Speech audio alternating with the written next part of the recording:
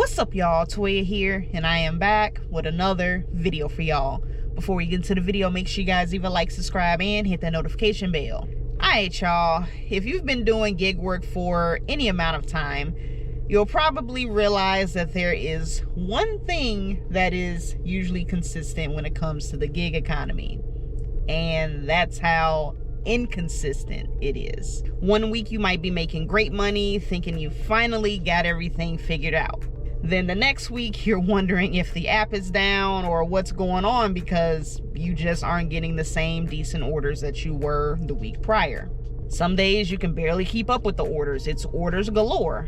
And then other days you might just find yourself sitting in the parking lot, scrolling through TikTok, scrolling through YouTube, waiting for something to hit your phone. So today I want to go ahead and discuss the gig economy's consistent inconsistencies and why that's probably never going to go away. So let's go ahead and get into it. So one thing that I have learned about gig work is that things typically do not stay the same for very long. The pay changes, the algorithm changes, driver supply changes, customer demand changes. Even your favorite go-to app that you flick on every time you decide to hop into your car and do some gig work, that can look completely different within 6 months. So when people say that they think they figured out the algorithm, they figured out how this app works, that might only be for a short time, because tomorrow, next week, next month, next year, everything could be completely different. And with that, the hardest part about gig work isn't the work itself, it's the ability to adapt to the changes. If you have one app and two different people, say one person says, yo, this app is great, I can make so much money, blah, blah, blah, blah. They have no complaints. But this person in this market says that it's absolutely terrible.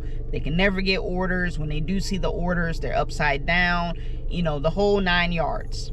So out of these two people, who's telling the truth? Who's right? Technically, both of them are correct. No two markets are ever going to be the same. There's different customer demand, different competition, different traffic, different weather, different restaurants, the list goes on. And on top of that, every app has its own personality. You can't compare every single app like it's going to operate the same. Amazon Flex is going to behave differently than Walmart Spark. Spark is going to behave differently than Uber Eats.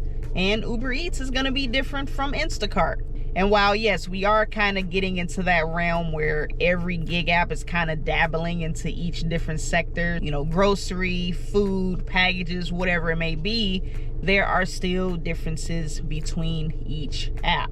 Some are going to be better for food deliveries. Some are going to be better for those shop orders. While Instacart may technically be a grocery shopping gig app, some people might prefer Uber Eats for shopping, or they might prefer Spark for shopping. It just kind of depends. You also have to consider that some apps are going to be better or worse depending on the time of the year. I see a lot of people talking about the summer slowdown. That just proves that point. Some apps like package delivery, for instance, they might operate way better during the holiday season because everybody's trying to go ahead and order their gifts, get the Black Friday deals, get stuff for Christmas presents, all of that. But come middle of summer, it's just kind of meh. It may not be bad, it may not be good, it's just there. For some apps, you might always see orders. For food delivery, for instance, there's always going to be somebody ordering breakfast, lunch, dinner, and some snacks sometimes. Even grocery delivery. Everybody needs groceries, so that's not going to go away. It's just that some people might tend to order more if there's like a specific holiday about to come up. And this is kind of why there really isn't like a best gig app per se. It just kind of depends on a few different things. So your market, the app itself, what's going on with that app, if it's a busy time for the holiday or slow time, whatever it may be, and of course, how you want to make your money. Do you want a one and done type of order, you know, like catering, or a route where you know what you're going to be getting paid? Or do you prefer doing on demand apps and doing multiple orders to reach your goals? So it just kind of depends. Everybody can have a different variation of what they consider the best app. It ain't always about how much you can go ahead and make. Of course, in a perfect world, if everybody can go ahead and make $200-300 just like that, cool. But the reality of it is that's not going to happen for everybody. And that kind of leads me into the same argument that I've said a few different times before. You know, this is why I don't push to do gig apps full time. I know that some people, you see them having success in it, that's cool. But just like how I mentioned earlier, you know, those are some factors you have to consider, because a lot of things are not gonna be as consistent as, you know, you might see on someone's YouTube video, okay? A video, whether it's 10, 15, 20 minutes, is only gonna tell part of the story. You're not gonna see all that in between time, you know, waiting for orders. Oh, I gotta move over here to this area. I gotta do, you know, a lot of different adjustments. You just see the orders and that's it. And even hearing all that, you know, some people still might say, well, you can still make more money doing it. Listen, man, I like predictability, okay? And unfortunately, gig apps do not provide that. You know, maybe at some point they did. You know, back in the earlier days of gig work, before everybody decided to hop on the apps, you know, maybe that was the time to go ahead and do it full time. But today, like I've mentioned plenty of times, if anybody were to come to me and say, hey, if I wanted to go ahead and do gig apps full time, would you recommend doing it? I wouldn't. Personally, I wouldn't. That unpredictability, that's what kills it for me. Now, for me, I enjoy doing gig work. I enjoy testing out new apps when they come to my market, and I enjoy making videos about my experience and sharing it with you guys. What I don't enjoy is not knowing if I'm gonna have enough money to pay my bills. My W-2, it provides that stability. I know when I'm gonna get paid. I know what my paycheck is gonna look like. You know what I think gig work is best used for? I think it's best for making some extra money. If you're someone like me and you're a bit of a hermit, you know, it allows you to go ahead and get out. Maybe it allows you to get some exercise, get some steps in. Or maybe it's for creating YouTube content, like I mentioned before. So there's a lot of different reasons as to why you can use gig work. And because I have my W-2, you know, I'm not forced to take bad orders. You know, I don't feel pressure to get my stats up so I can potentially get better orders, so I can get better payouts. Now, again, can someone make a full-time living off of these apps? I would say some can. There's still a lot of different factors you have to consider, but there are still plenty of people that do this on a regular, and kudos to them. But personally, I feel like I sleep better at night knowing that I got a stable paycheck coming in, while at the same time taking advantage of the flexibility that gig work has to offer. Now, while doing gig apps, I would say one thing I have definitely learned is how to adapt. That's something that, regardless of whether you do gig apps full-time or part-time, you have to know how to adapt to these changes. Like I said, the one thing that is consistent about gig work is that there's always going to be something new popping up. Sure, you can get frustrated, you know, you can throw a little fit, that's cool, but complaining about it isn't going to go ahead and make you money. We talked a lot about Spark over the last month or so, and I really haven't been checking for Spark like that. You know, I might turn it on to see if anything pops up, but if not, I'll go ahead and check my other apps. You know, I did a Flex block recently just to go ahead and see how that's looking. You know, maybe I'll get back into Flex. One app I haven't touched in a very long time that I'm actually going to start using again is Instacart. And even some other apps that I tend to forget about because it's usually not in my rotation, you know, I'll go ahead and turn those on and see what those have to offer. It's all about adapting and pivoting when you need to.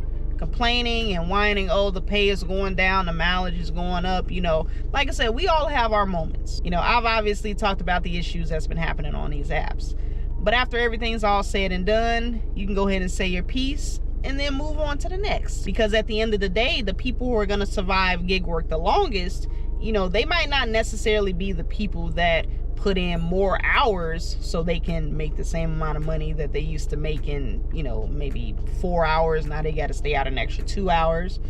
It's going to be the people that adapt the fastest. They start to pay attention to different patterns. They go ahead and move on to different apps, you know, and start making adjustments. Okay, they see this app is going to work better here, then you go ahead and do this, and both. You get what I'm saying. The best way to deal with inconsistencies is learning to adapt. The gig economy is never going to be perfect when it comes to consistency. And honestly, that's okay, because flexibility goes both ways. The apps are flexible, so we have to be flexible as well. So, what would you say is the biggest inconsistency that you have seen in the gig economy? So yeah, guys, that's pretty much it. That's pretty much all I got. So yeah, this topic, this has been on my list for a little bit. So like I said, I just kind of wanted to discuss the one thing that is consistent about gig work. And like I said, that is the inconsistencies. So now, y'all know how I am usually when I'm talking about gig apps, when it comes to talking about, you know, full-time and stuff like that. You know, I'm not one to preach doing it full-time. You know, we're all adults here. I would assume everybody here is grown. You can make your own decisions as far as what you want to do with your life. I ain't telling you what to do, but I'm still going to go ahead and give you advice as far as what you should or shouldn't consider based off of certain factors, okay? When it comes to gig work, again, with these inconsistencies, we can't just assume that whatever current state gig work is in right now, whatever you're comfortable with, I should say, that it's going to stay that way for an extended period of time. Okay, you can't go ahead and start making financial plans like, oh yeah, I'm gonna go ahead and do this, I'm gonna keep doing gig apps.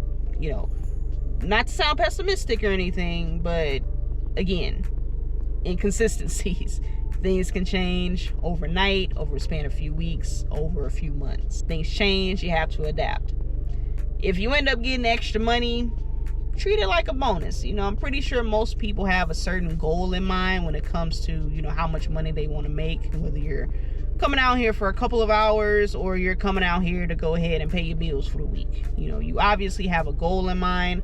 And if you have extra money from that, like I said, treat it like a bonus. Treat it like a, you know, don't just go ahead and spend it. Be like, oh, I made an extra $300. I'm going to go ahead and treat myself. You know, ain't nothing wrong with treating yourself. But you might need to save it for a rainy day, because that same app that you've been, you know, on heavily, making $200-300 consistently, they can go ahead and put out something new on the back end. They may change something on the algorithm, and all of a sudden you ain't gonna be able to get the same orders that you used to before. So you have to go ahead and save for a rainy day. But yeah, that's pretty much it. So, but yeah, it's just something to consider. You know, gig apps, you know, they're here to stay. You know, I know I did a video talking about whether gig apps are dead or not. You know, gig apps are here to stay. It's just, they're just evolving, and you just have to learn to adapt. That's pretty much that. So, but yeah, that's pretty much it. So I'm done yapping. The last thing I'll leave you guys with is, like I said, what do you think is the most consistent inconsistency when it comes to gig work? So like I had mentioned earlier, just let me know your thoughts on that, and just let me know in the comment section below. Now, before I go, I have to remind you guys to leave a like, subscribe, and hit that notification bell so you do not miss a video. But I'm gonna go ahead and get up out of here, guys. I hope you guys enjoyed this video. I'm gonna catch you guys on the next one, and as always, stay safe out there and keep grinding.